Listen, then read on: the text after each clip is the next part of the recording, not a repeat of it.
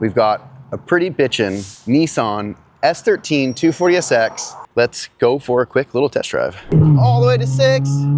Oh yeah.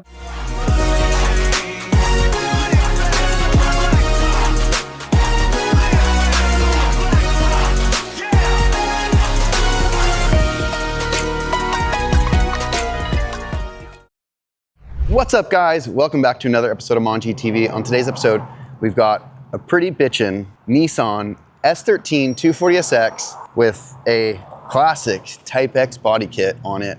This thing is pretty dialed. It's freshly painted. It's got a KA single cam. I believe it's a 91 chassis. Obviously it's a coupe. As you can see, it's a manual, the only way that 240SXs should be. And the car runs pretty dang well. We recently, this past week, actually rolled the fenders. I'll give you a quick look at that. I unfortunately didn't film it because I didn't know that he was gonna want me to do all this other stuff. It was just a quick fender roll, and we fixed a coolant leak, or not a coolant leak, my bad, power steering leak. He had the suction line on the power steering pump to the reservoir leaking, so quick little fix with that, as well as we just gave the car a good inspection. He wanted us, he's got a big road trip coming up, so he wanted us to make sure the car was good. He also has been complaining a lot about the axles clicking because he had to replace his factory axles with some AutoZone axles, which those of you guys that know, the only axles that honestly last or, you know, perform correctly, don't make noises or have issues are the factory Nissan ones or like something aftermarket like a drive shop. The AutoZone or just aftermarket cheap axles tend to always create clicks and noises and issues. So he mentioned that to me, and I just so happen to have 3 extra axles laying here, which I've sold to him. We actually bought some new boots, had them resealed and re-greased. So we're gonna be installing some brand new rear axles. We're gonna be doing solid subframe rear bushings because I was like, hey man, we're already in here. You might as well do the bushings. You haven't done them. It's a big improvement for the way the car feels, and he's really after making the car drive better. So with that said, we're going to be dropping the subframe, doing all that stuff, and then after that's done, he was like, hey man, wanted an inspection. Well, we found a bunch of oil leaks, rear main seal, oil pan, and stuff like that. So we're gonna be probably pulling the transmission, rear main seal, definitely the oil pan, and maybe front main seal, we'll see. Who knows what else, but gonna do that stuff. So let's get it on the lift without further ado. And actually I'm gonna take it on a quick little drive to give you guys a before and after of the solid subframe bushings and just like the noises that it's making, the clicks and stuff. And yeah, so let's go for a drive. And here's another quick look at the car actually, because I didn't really give you guys the best close-up look at the car. But as you can see here, we've rolled the fenders. We gave it a nice little lip there, which looks pretty sweet. He honestly needs a spacer really bad. The thing's got terrible wheel fitment. I told him it should just, you know, probably get a different set of wheels, but anyhow, this thing is pretty bitchin', and obviously, as you guys may know, may not know, I have a 240SX of my own. It was actually my first car ever owned. Really I mean, I drifted things before that, trucks and stuff, but it was really the first time that I had participated in automotive motorsports, really for the first time. And that was drifting. Anything prior to that, I was doing a lot of off-road racing, co-driving, pit crewing, and you know, I was lucky enough to be able to pilot just a few races, but that didn't last very long. Most of my racing experience either comes from working on the racing teams or my motocross racing career as a youth. So anyhow, 240SXs have a sweet spot in my heart, always will be a car that I love and cherish. I've lost some of that interest over the past years just due to leveling up and playing with, you know, better cars. Unfortunately, I am all about car feel, and although these cars are great for drifting and they do feel quite nice compared to something like my M2 or a GT3, there is no comparison. Now with that said, going all the way up to a GT3 and then being able to come back and appreciate something like this, there is something special about these classics, the way that they drive, the way that they feel. There isn't anything else really on the market that you can find that gives you a similar experience, the raw analog feel, and just kind of like the mechanical connection that you have, right? There's no electronic steering in these cars, you know, everything is all mechanical, everything is done by the person. And so anyhow, beautiful car. The customer loves this thing, and we're gonna take good care of it. So let's go for a quick little test drive. Got the classic animal style. That's some OG stuff there. You got some cool mats in this thing. Nice Nismo steering wheel, and or Nismo shifter, my bad guys. Nice little suede or Alcantara shift boot. It's really got some clean seats and door cards and everything. The dash is crackless. Black dash especially are super hard to find uncracked. Car fires right up. Sounds pretty good. He does have a little check engine, he said, actually, he wants me to check out. And a 240 with working AC, man. Why did I ever get rid of my AC in my 240SX? Boy, was that stupid. To think that I had a perfect 240SX with full interior, uncracked dash, working AC, dual cam, and was a 200 car and 0 body damage, and actually still had paint on the shell when I got it. I really kind of ruined the 240, guys. But, you know, as a kid, back then, I wanted to build a race car. I wanted to go drifting. I wanted to compete. And that's what I wanted to do. And so that's what we've done with the car. And hindsight 2020, I kind of wish that I just kept the car more stock. There was a point in time where the car was SR20 swapped, had like all the best bolt-ons, was on an Apexi, you know, Tomai, everything. It was all the generation correct, you know, period correct stuff. And the car was epic.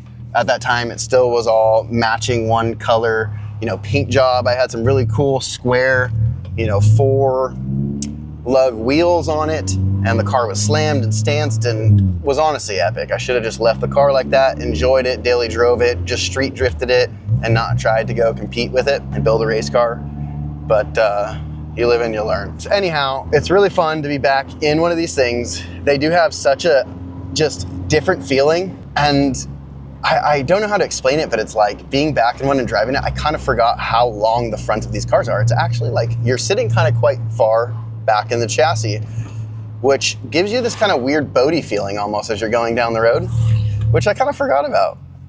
And you know, this big steering wheel here, it's kind of just goofy looking, really doesn't give you the best feel, but brings back a lot of memories. And for the 140 horsepower or whatever that these single cams have, it is a little torque monster. To be honest, you know, comparing this to the E36 M3, which was kind of like, you know, the car that you could compare it to essentially from that era, and it has like double the horsepower, it doesn't really feel like it actually. Like this thing almost feels faster, or at least torquier, right? Like the thing's got a lot of torque down low, where when you put your foot in it, the thing starts to accelerate. And that's what makes these so driftable, even with the 150 horsepower, is they're just little torquey monsters, and you can just sit on the rev limiter and they don't care. They're indestructible. And yeah, it's quite fun to be back in one. He does have a, I believe, like Tomai or some type of limited slip diff in this thing, which is quite nice because most of the cars that I drove were always welded diffs, so this thing actually can go around some turns quite nice. And yeah, I mean, overall, AC's pumping. We got the sunroof, which is not ideal, but still for a street-driven car and what this dude is doing with it, I think it's actually a quite nice addition. But yeah, anyhow, we'll make a little rip here in the 240. It's been a while since I've made a pull in a 240SX, so back in first, do a little 2000 drop, a little burnout, all the way to 6. Oh yeah, third gear, ripping. Woo! There's 60 miles an hour, guys. I don't know how long that was. It was quite slow actually, but fun. You know, after driving all these fast cars, there is something special about getting in a slow car, being able to drive it flat out everywhere and have a blast going slow. That is kind of what makes cars like this, the E36, so desirable, right? And even could be arguably said about the GT3, because even though the GT3, yeah, has 400 or 500 horsepower, depending on which generation we're talking about, it's still very slow compared to the cars of that general era, and especially of that price point, right? Like for a lot less money, you can get a lot faster car, BMW, Audi, other things. And yeah, that's what kind of makes the GT3 so fun, right? Is you can wring its neck all the time. It's not so powerful that it's really gonna kill you. And it just makes wonderful noises and experiences, which this thing does too. I don't know if you guys can hear that quite well, but the exhaust sounds pretty damn good on this thing. There's one big thing that I wanted to focus on with this before and after video, and it's the rear of the car. When you're taking turns or you're hitting bumps, there's a little bit of what I would call disconnect, some instability in the chassis that just leads to a little bit of a feeling of disconnect, which kind of relates to lack of confidence in the chassis. Don't know how to explain it. The easiest way to feel it is when you turn around, and what it is the diff binding and putting a lot of stress and tension into the rear subframe, which is then kind of like twisting the subframe within the chassis. And so you'll get some weird vibrations and clicking and kind of, I don't know if you guys can hear that, but I don't think you guys are gonna be able to hear it. But there's kind of some weird vibrations and clicks kind of coming from the rear end, and that's due to the LSD trying to basically slip that inner tire and make it essentially do a little bit of a burnout ride. It has to kind of like hop because it's going in a smaller radius and the diff is locking up pretty hard. So it's kind of similar to like how a welded diff feels, but it's exacerbated because the subframe can shift around. And so I think putting these solid subframe bushings in is going to be a huge improvement. It always is in every chassis, every model of car. It doesn't matter what it is, whether it's BMW or Nissan for that matter. But yeah, we're going to get these installed. Super excited to see how it feels after. And it's kind of fun to work on a 240. It's been so many years. I used to know these cars like the back of my hand. Every little thing, every little bolt, every torque spec, you know, I just remembered off the top of my head, and it's been so many years, I honestly don't anymore. So it'll be kind of fun to refresh myself a little bit on working on a 240. They're super easy. Probably won't take me but an hour to get the subframe out of this thing. And we also will have to do the oil pan and the other stuff, but yeah, we've got the weekend to do it. It's Friday. I'm gonna spend some time tonight. We've got a car meet tomorrow, which you guys will be seeing here soon. And yeah, I'm gonna try and get this thing done before then. I also gotta try and get my G87 done, I think. I don't know, man. What a nightmare the G87 M2 has been. But that's for another story. Stay tuned. Make sure to like, comment, subscribe. Tell us what you liked, what you didn't like. Wait a minute. Who are you? And let's get back to it. So, car's now in the shop, on the lift. Shop is a mess. We're gonna get this thing up in the air and start tearing into it. So, let's do it. First thing first, we're gonna get these wheels off. We'll start working on breaking these axles free. And then once all the bolts for the axles and stuff are broken free, then I can feel good about bringing the subframe down, because breaking these nuts shouldn't be too hard, honestly, with the impact, but just in case they are, I wanna make sure that all the axle nuts and stuff are broken free while I still have the e-brake and everything connected. So let's get that stuff undone, and then we'll get the subframe out of her. Nothing beats being able to roll the tools right up to the vehicle and work on it. It's a must, in my opinion. I hate having to walk across the shop to grab tools.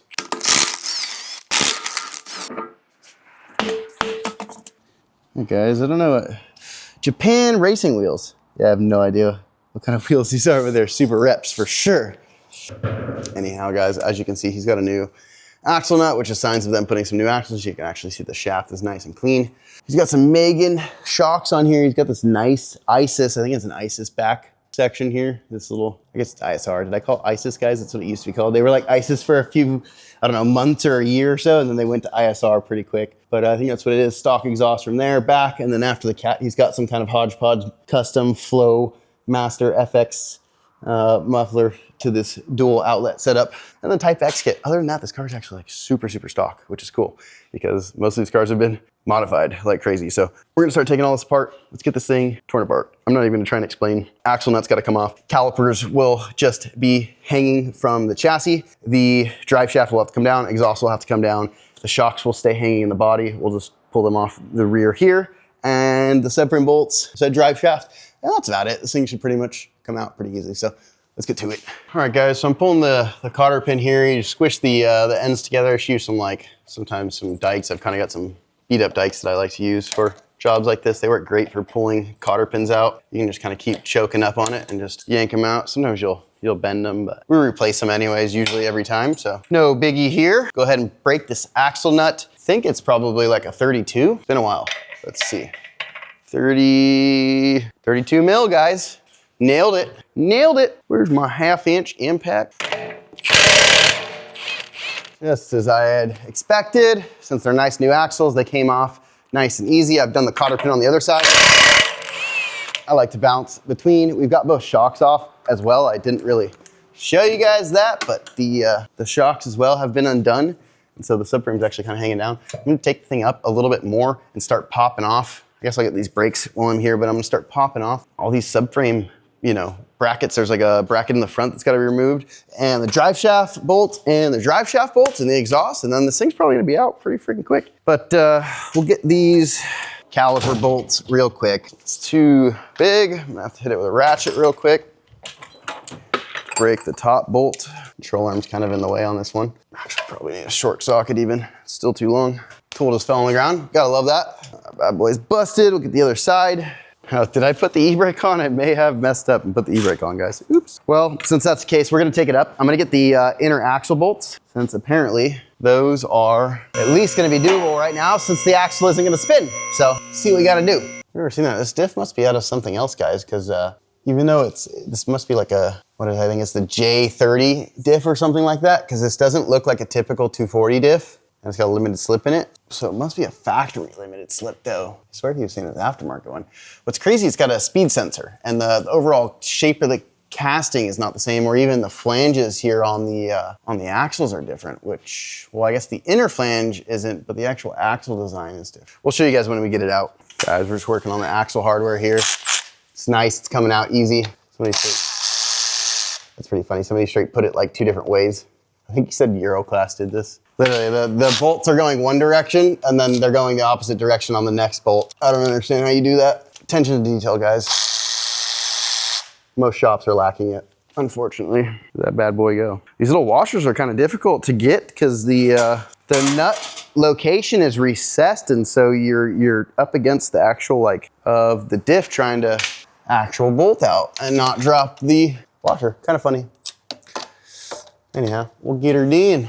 We're almost there. We got 2 bolts at the top. I might have to undo the parking brake so that I can get this thing to rotate for me. Probably going to have to do that, but I'll get as many as I can before we rotate it. 12 and a shorty.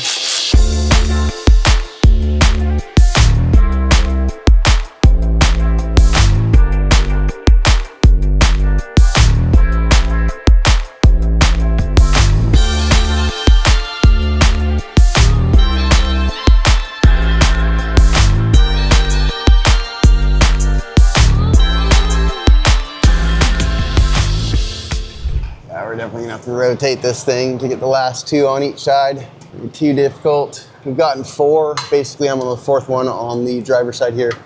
And we did 4 on the passenger side already. All right, guys, we're gonna bring it down real quick. I guess there's a few more things we can do. But yeah, we'll bring it down here in a sec. Yeah, we've got to pull this whole upper pan, which actually shouldn't be too bad, but we will have to undo the motor mounts most likely and lift this thing up. It sucks, I drove this thing and got it all hot, and now I'm like standing under it, dude, and I'm sweating. Maybe wasn't the smartest idea. Now we gotta get the drive shaft bolts. These are 14 mils, so just for reference, the drive shaft's 14, the axle bolts were 12, the axle nut was 32. Rear shock bolts, I believe were 17 or 18.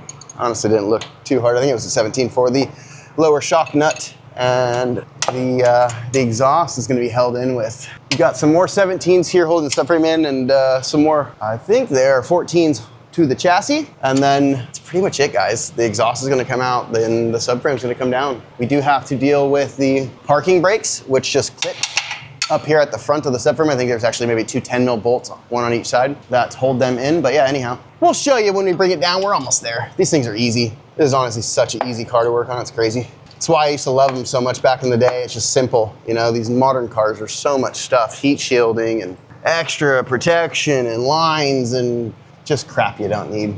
We got 2 drive shaft bolts out. Well, we will have to probably rotate it to get the other 2. We can maybe get 1 of the 2. Kind of tricky.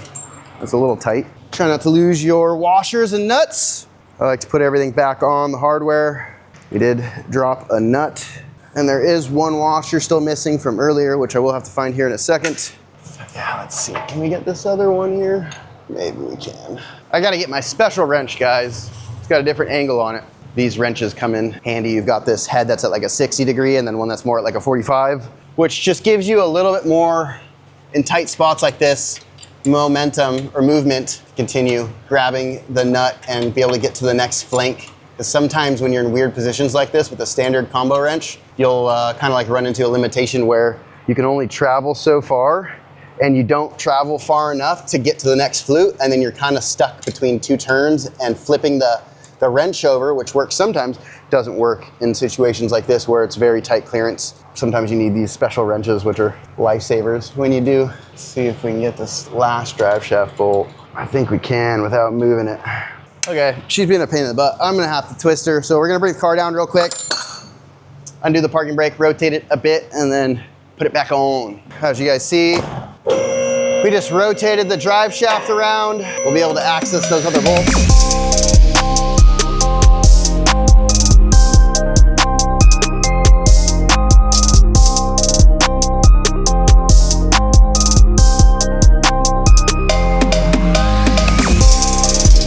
There it is.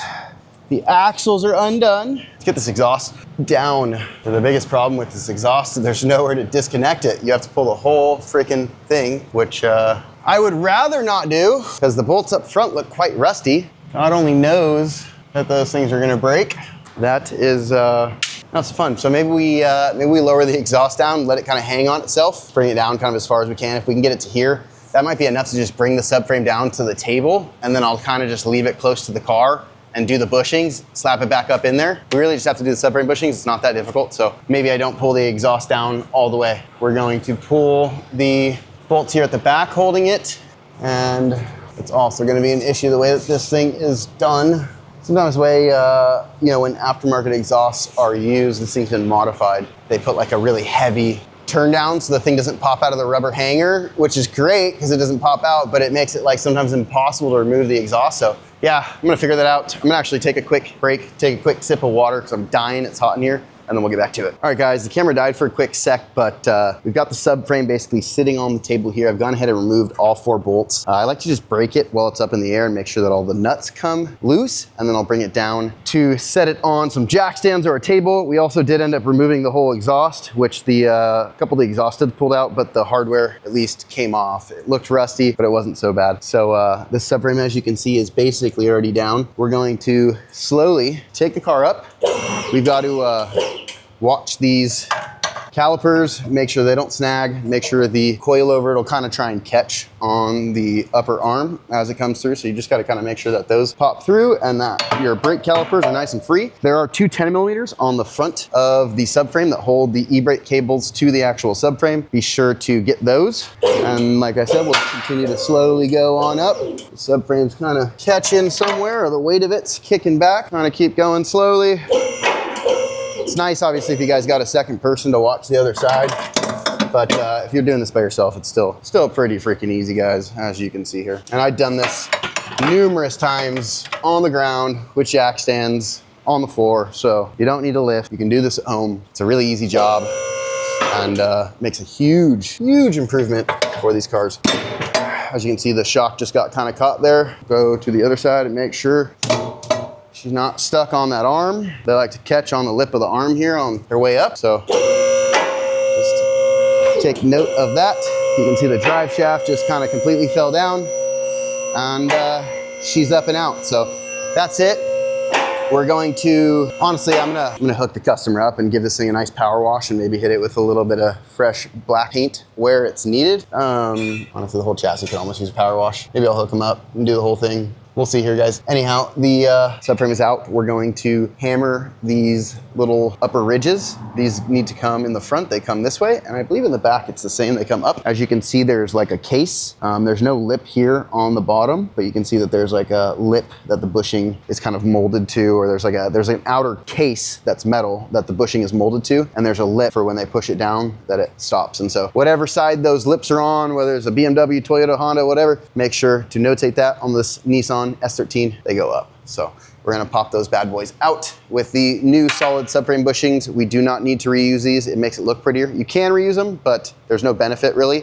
So we'll ditch those, and we'll show you those solid subframe bushings here in a sec. I'm also gonna wheel this thing out, power wash it. Like I said, maybe power wash the car for them. But yeah, so we're almost there. I'm gonna also get these axles exchanged out for our new used axles, and yeah, let's, without further ado, let's get this thing done. All right, guys, we just kind of got to work last night. Ended up getting all of the bushings out. I've shot a little bit of black spray paint in here to make sure that those are all nice and sealed up. We've got one bushing installed. I'll give it a nice wipe down once we're all done. I've got the others in the freezer because I tried to install the second one over there and it was just so tight, didn't want to go in. As you can see here, they're all nice and painted up. And yeah, we're gonna get these bad boys installed. And I am also gonna do a little bit of painting on the chassis here. There's a little bit of bare rust, so we will be shooting that with some primer and some paint just to make sure that underneath there, he doesn't get any corrosion. This thing does have a bit of corrosion happening, which I will tell the customer. He's got a bit of corrosion and stuff happening, so it would be good to do some, honestly, stripping of this car and re-undercoating and painting, but sometime if he wants to wait to do that. But we're gonna do what we can to at least protect this section while we're in here. Like I said before, probably gonna power wash this as well, but since I got to paint, I'm not gonna get it wet. So we may not power wash under here. We'll see what we have time for. We do need to move on and also do some other stuff like the oil pan and rear main seal. But let's get these bushings in. I use a rubber mallet. We're just gonna smack them in from below. It's super easy and just a big old rubber mallet. So let's get them in. I got the bushings in the freezer here. We'll show you what they look like. They are all nice and cold, chilling here in the freezer. So let's go ahead and get these bad boys in one at a time. I'm gonna set the camera up here so you guys can watch me. And I don't know what's going on with this gimbal. It's acting so weird. All right, guys, I'm gonna get this bad boy smacked in, get my gloves on real quickie so we can get our hands dirty. Hopefully this boy goes in nice and easy now. It was really hard when it was room temperature. I'm hoping being a little colder, it'll fit better. Keeps wanting to walk sideways. It's straighter now. We're there, we're getting somewhere. Just like that, guys, it's in. Just smack it a couple times real good. You can see she's all nice and cold. Freezing them really helps so much. I was able to get the first one in, not freezing it, but this one was really fighting me, so I decided to freeze them all. And then these back ones are a little bit more difficult with this single piece style because it runs into the arm. So you kind of got to make sure that the control arms droop out, which I'll have to probably block some wood under the diff to get the diff higher. So yeah, let me set that up so I can make sure I get them in and then we'll check it out. All right, guys, subframe is ready to go back in the car. We've got the diff bushings installed front and rear. We also have the OEM Nissan axles installed. They are all nice and tight. We've got the cotter pins and everything even in and torqued the outer axle nuts. So without further ado, we're just gonna go ahead and put this thing back up in the car. It's really easy. We'll just bring the car down to it, same way that we did taking the car up. Make sure to watch the shocks and you know, the locating pins here. Make sure everything goes up nicely. You will have to watch out for your brake calipers and pull those through. But yeah, let's go ahead, stop talking about it and get it in there. All right, guys, let's get this bad boy in the car. Bring the car down. We gotta be careful not to catch the drive shaft here on the actual subframe itself. Let's leave that dangling down. We'll bring it to where it's pretty close. You can see the calipers are starting to hit. They're actually just gonna fall right in to their homes. Little persuasion. The whole subframe is just a little bit forward probably. So we'll bring the whole thing back a wee bit. You guys, you can hear me. Just wanted to make sure you guys could hear me. So yeah, this is pretty easy. The trickiest part's gonna be getting the shock in the hole of the upper arm, which they're gonna run right in, which they are already running right into the subframe now. So we'll kind of push that one in. This one's pushed in. We'll keep coming down. They'll kind of work themselves in naturally. Anyways, as they kind of have no other choice. Getting there. Just double check everything's all right. The subframe is close. Not there yet. We're probably about 2.5, 3 inches away from the actual studs on the chassis. Just getting it a little bit better lined up here for when we come up. Keep on coming down. Like I said before, it's nice sometimes when you can have somebody here to help you and watch, but we'll do it nonetheless. We'll just go a little slower. Make sure that we land everything where it should be. This one's falling in, this one's pinned on. All 4 subframe bushings appear to be falling into their correct locations, which is wonderful. So we're going to continue bringing the car down. The brakes and everything are looking great. Give you guys a quick look here. Bring it in a little more. All right, let me grab the light so I can show you. Guys, it's a really easy job. I mean, other than the fact that subframes are a pain in the butt, the bushings themselves were really, really a pain in the butt to get out. They were super rusty on this thing. Getting it in and out's really not that bad. So calipers are peeking through here. You can see our shock is about to catch on the lower stud here, which we'll have to push that over. No biggie. The pins, locating pins or studs on the chassis are in the subframe bushings. As you can see, little pins are there. So we're gonna continue to come up. The shock is just about to run in on this side here and up in there. I will show you later where the 10 mils go for the e-brake cables. Super easy. But let's keep bringing this thing up to where we can get some nuts on it and suck it all the way into the chassis. So I'm gonna set you guys back up over here. Keep bringing her down. Like I mentioned, like right there is where we're actually running into the shock. Coming a little problem, probably on this side, let's see. Not even so much, actually. I think we may be just hitting I thought it was maybe the shock stopping us, but car's kind of falling off the lift now. So we'll go right to where she wants to be. I might have to give it a little persuasion. Sometimes you gotta smack these things to continue getting them on. So I may have to give this thing a little wacky. Some cars are nice and straight and they just go right on. Some cars have been abused slightly and they need a little persuasion. There's that one going. Try the other side. There we go, guys. You just saw it probably pop up on your end over there. We've got it up enough that we can actually get like a nut on that side there, on the opposite side. Let's see if we bring the car down anymore. Comes in. Shocks are fighting us a wee bit. The bolt is poking through though nicely. We can actually go ahead and throw our nuts on the subframe here. See if we can get the back ones. We can. So we'll go ahead and get all 4 subframe nuts on. We'll go ahead and thread all these nuts on so that we can get the subframe completely sucked up into the chassis. All right, guys, so it's in enough. The bolts aren't completely tight, but we can take the car up and finish it. I'll put a pull stand under it to ensure that if we take a bolt out, it doesn't really sag or anything. Because these are the subframe risers, the bolts end up sticking out quite a bit more. And although they don't really supply washers for these things, probably gonna put some in there just to give us a little bit more thread, because this thing also isn't touching the chassis yet. It's almost there and it still needs to go up a bit more. So it seems like a lot of thread poking out. So we'll probably shove some washers in there, but anyhow, looking great. We will continue to wrap this thing up. We'll get the shocks just pulled over the bolt here. I got to do it with 2 hands. So we'll put the camera down to do that. And then we will also start installing the drive shaft and just continue to work forward. So yeah, that's where we're at. Let's keep it going. Now, they did supply some washers. I'm not sure if we can use them though. All right, so it's basically in all the way. I'm gonna put a pull stand under it here. I'm gonna pull the bolt out and see what kind of washers we can stick up in there. Let me get the pull stand over here. Realistically, you don't need the pull stand under there. I just don't want it to slip down a little bit so that I can actually see the full stack height of the washers that I will need. Just put a little load on it so that when you pull the bolt, it doesn't want to pop down. All right, guys, the rear subframe is all done. We've torqued the rear subframe bolts. The torque spec is 70 to 90 foot-pounds on the subframe and 65 to 80 on this. Shock bolt, we've also just hand tighten all of the axle bolts. We've left the drive shaft loose for now, as we're probably gonna pull the transmission, but first things first, I'm gonna start in on the oil pan. So without really diving too deep, you've just got a bunch of perimeter bolts. We're going to loosen the lower motor mount bolts, which are right through here behind the steering, and that will allow us to push the engine up, which should give us enough access to pull the oil pan out. We will have to pull these braces here that go to the trans and hit all the perimeter bolts, which a few of them will be a little bit tricky up above the subframe here. Hopefully you guys can see that.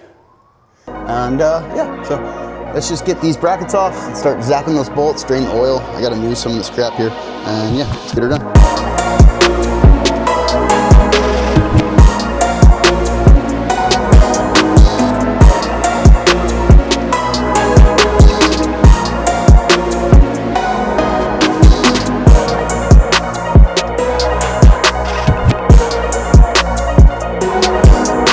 All right, guys, I'm gonna show you all of the bolts are out. There may be a chance that I can slip this thing out of here without pulling or putting the engine kind of up in the air. As you can see, all the bolts are removed out of the oil pan.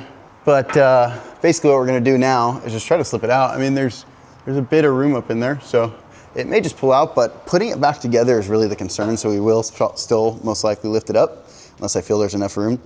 And that's because you have to use some silicone here for the pan to the block. And if you do not do it carefully, you could smear the silicone and potentially mess up the seal. So we'll be very careful to make sure we don't do that. And yeah, so let's get this bad boy.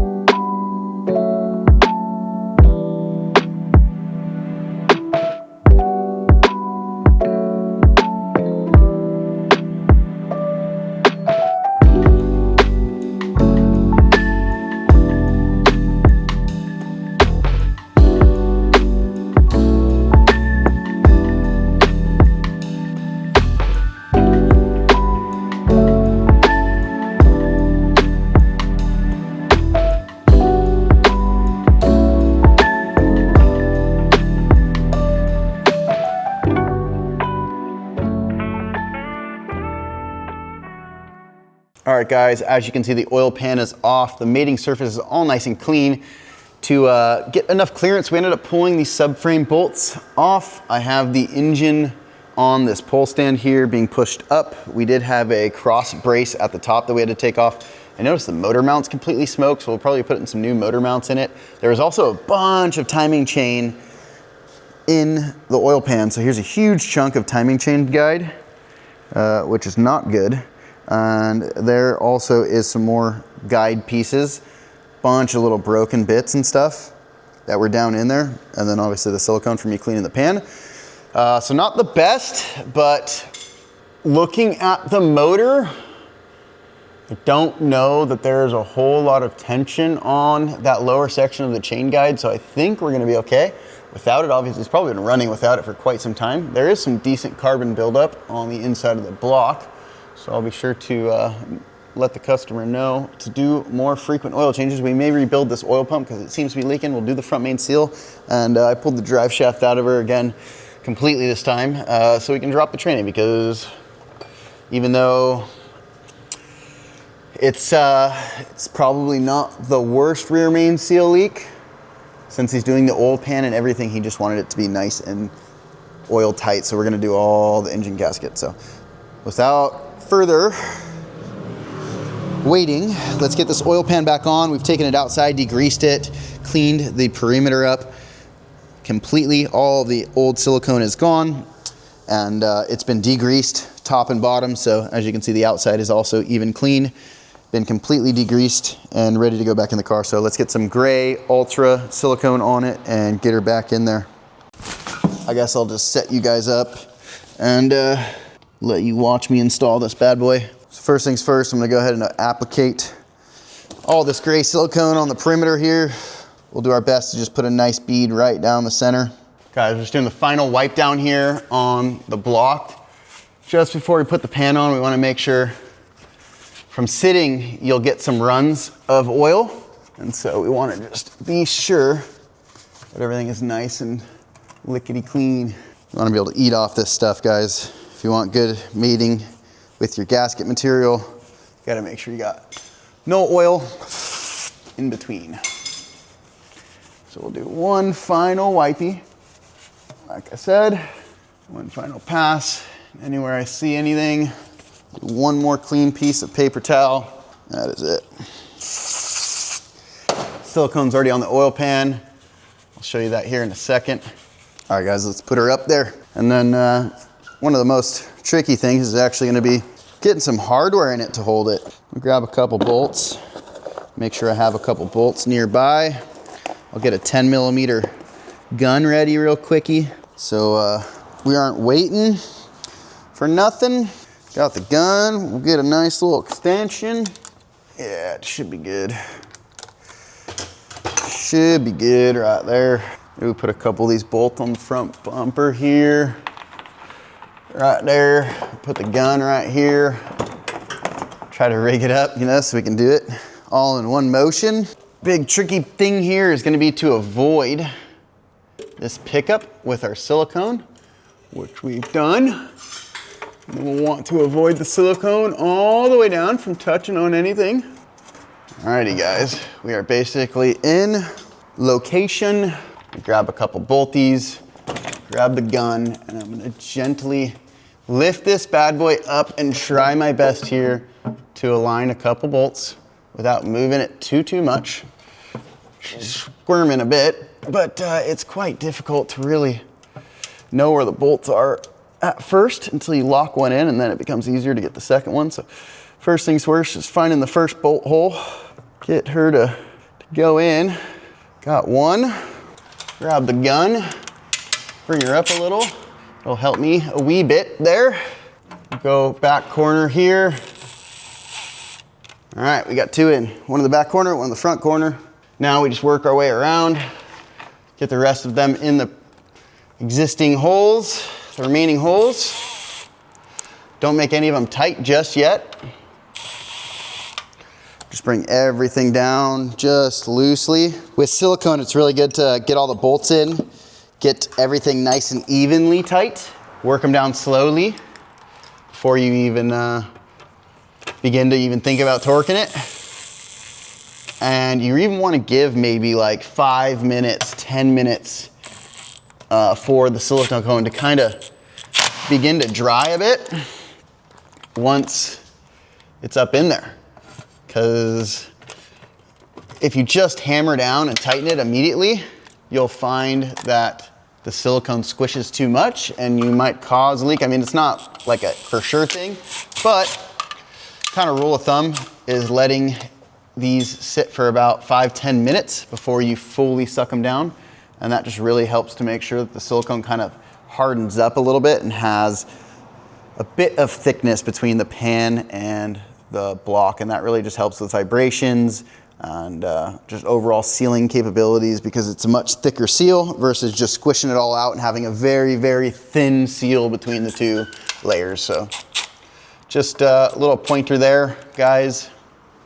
A couple of these bolt holes are in tricky locations. We're getting the easiest ones first, and then we will work on those slightly trickier ones, which we will need our wobble.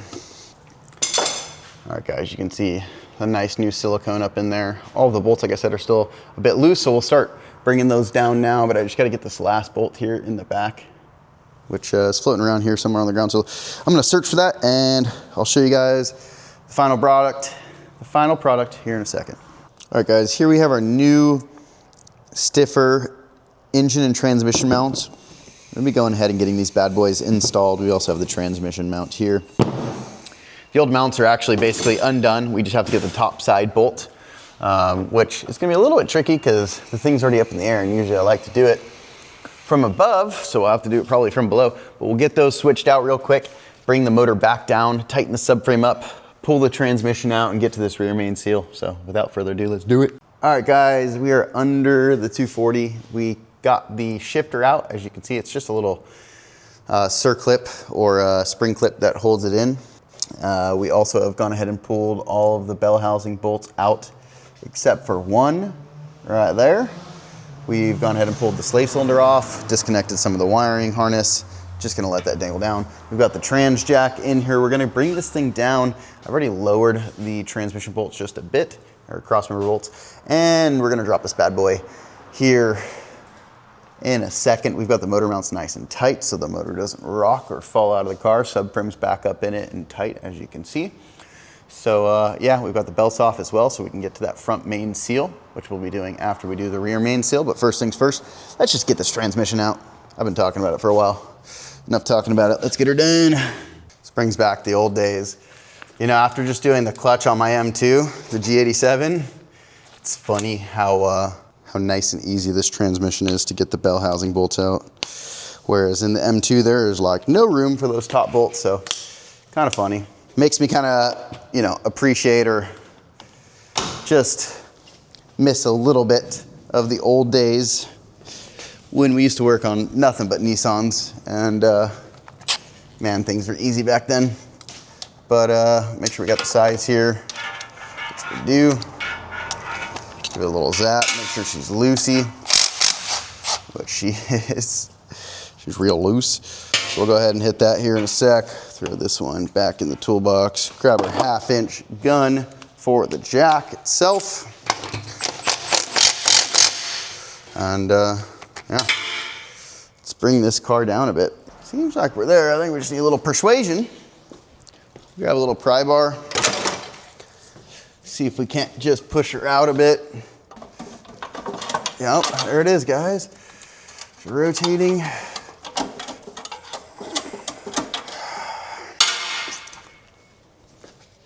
He's trying to roll on the trans jack. It's part of the problem. There it is, guys.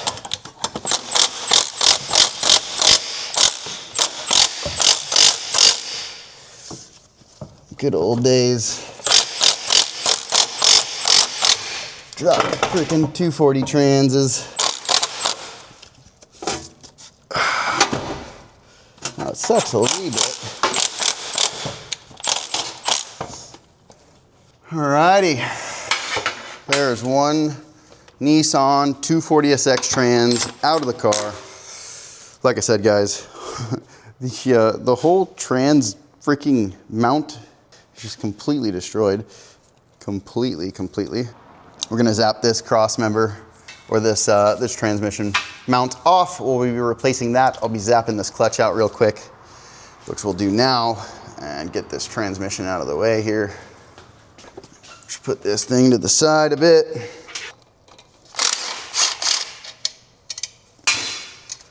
All right, clutch doesn't seem to be in too bad a shape, guys.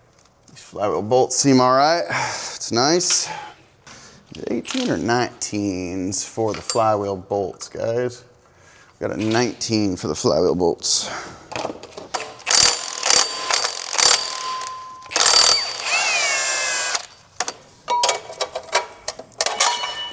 Woo. Make sure to not drop your flywheels, guys. That'll hurt real bad if that lands on your toes. There's that bad boy. This rear main seal is really in bad shape, guys. So we're gonna go ahead and knock this thing out. I guess first things first, making sure we got the right seal. And as long as we do, which it looks like we do, we should be able to get this done tonight.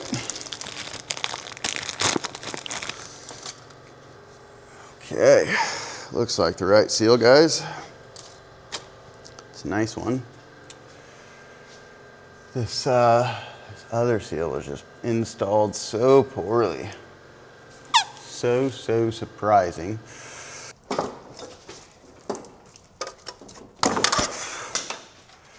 All right, guys, we just popped that freaking old seal out right here. Now, we're gonna give the crank a nice quick wipe down, and then we'll get this new seal in there. All right, guys, so I've got this front crank pulley out. As you guys can see, this front crank seal is smoked. You can just see how flat the lip seal is and like how worn out the plastic looks, rubber. So we're gonna pop that out. I'll clean this surface area up here. We've got the transmission in, all the bolts are tight, cross member's tight, drive shaft is in and tight, all the way to the back. Obviously we finished up the rear subframe, shocks, brakes, everything was dealt with previously. All that is nice and snug. Solid subframe bushings are looking bitchin'. Drive shaft, awesome, already has been replaced, so that's pretty freaking awesome for him. Now it's got some new transmission and motor mounts. The thing is nice and stiff. Every mount was broken. We're about to put the exhaust back in, but I just wanted to give you guys a quick look that everything is done. We do have a little bit of what looks like a leak coming from the slave cylinder, so I may need to get one of those swapped out tomorrow. We'll see. Hopefully it just works, but maybe for preventative, I will just do it for him since he's got a long drive. Anyhow, we're gonna get this crank seal swapped out for our new seal over here in the baggie. Right there, got a brand new seal. And we'll give you guys a quick look at the crank pulley. I did degrease and power wash this thing just now, so it's all nice. This thing literally was so caked, you couldn't even see the bolts in here, so that's all nice and pretty now. And yeah, and we may, you know, unfortunately I was trying to get some poly bushings. I really messed up and should have ordered them with the motor and trans mounts. It was kind of like an afterthought. But you know, it's actually really weird too is, I think this is a single cam. It doesn't have the coupler here, where like the dual cams do have a coupler, or actually, oh, you know what? It's been so long, I forgot. The coupler is actually up there. So I would like to get him one of those, but we didn't have time for that, and the steering rack bushings, so I'm gonna recommend him doing those down the road. Anyhow, cross members in, nice and tight, all the wiring harnesses in, and snugged and zip tied in some places, and held in the factory brackets. So all is good. Last step is to get this crank seal in and get the belts back on it and send this bad girl home. We put the oil filter on it. We've got some fresh oil right there, so let's get her done. All right, guys, the new crank seal is in. I've wiped down the front of the crank area as much as I can. It's nice and flush right with the face of the block. And yeah, so without further ado, let's go ahead, throw this crank pulley up there. I've already thrown some oil right around here so that it's nice and lubed going on. Make sure to line up your keyway there with the drift key here. So that's very important that you line those two up, otherwise you'll never get it on. So first thing first, slip her up there. I'm gonna have to put this down, guys. It's too hard to do one-handed, but you'll just put her up there and line it up and then push her on, put the bolt in, suck her down and torque it. All right, guys, well, that does it for the Nissan 240SX S13 front main seal, rear main seal, engine and trans mounts. We didn't get to do the steering, bushings, and couplers, but maybe we'll add that after this clip. I don't know. The customer may leave it with us. He is supposed to be moving today, but I guess he's gonna leave it with storage anyways, so we'll see. Did the rear solid subframe bushings and some fluids. Everything's looking good, all back together. So without further ado, let's take this bad boy for a test drive and see how these improvements have helped.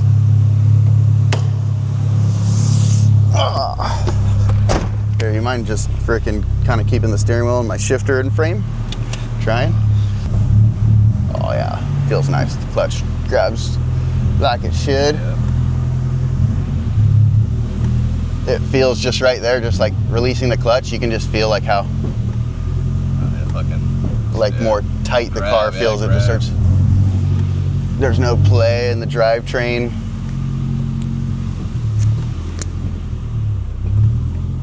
Nice.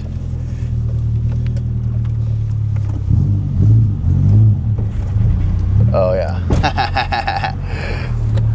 It's completely different.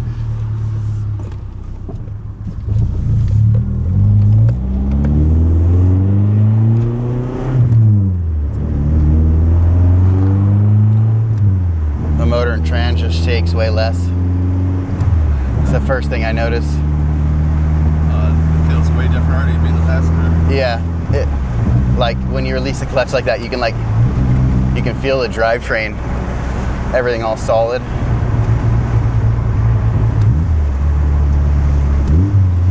It goes into gear even easier now. It shifts smoother because there's like the transmission and the shit's not all binding and twisting. Yeah, the second gear kind of binded just a hair sometimes. I'm pretty sure you felt that.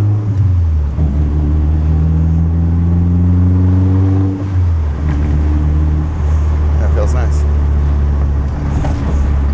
The one thing I forgot to look at was your check engine light. I just remembered. It usually goes away as that sensor. It's like partially in and out. Mm-hmm.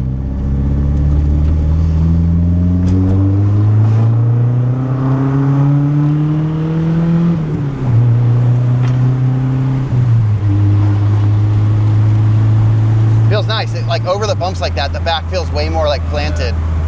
Where before it kind of felt a little bit more like loosey-goosey.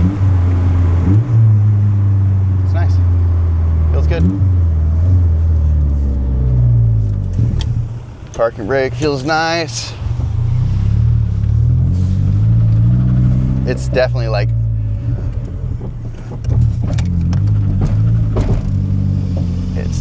way tighter feeling. You're still getting like whatever, which I think that's probably drive shaft or something, because this thing doesn't.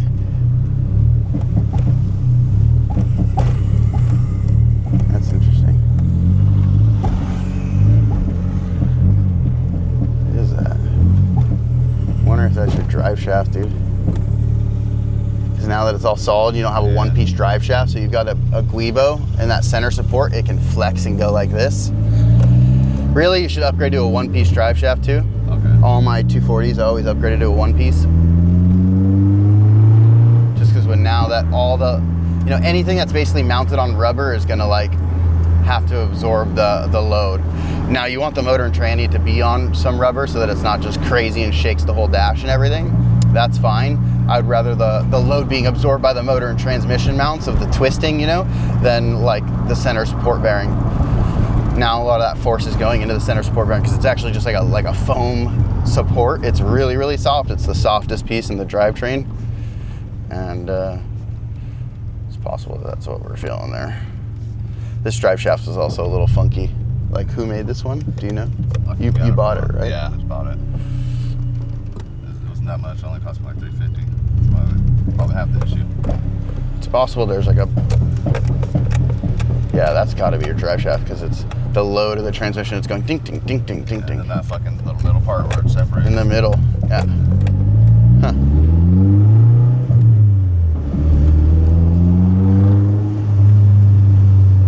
Little 140 horsepower feels nice. Yeah, it's chill, man. I it's not my car, but I've wanted to like take the clutch, and like back when we were doing a little thing, I like almost wanted to kick the clutch and do a donut, you know, but it's not my car, so.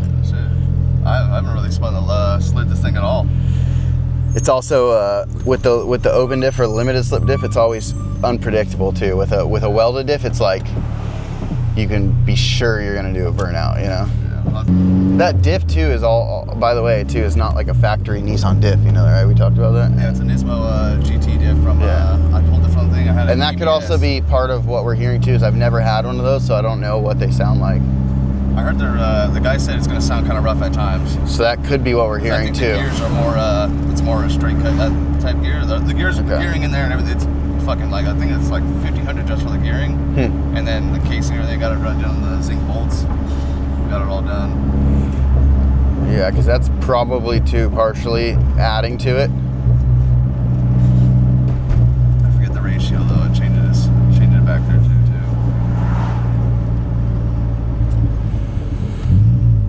Sweet. Well, yeah, I mean, it's up to you if you want to, you know, we can order those steering bushings and stuff, or just fucking take it and do it at your own leisure, you know? They're not bad, are they? So I can knock them out, yeah. And they're really easy to do.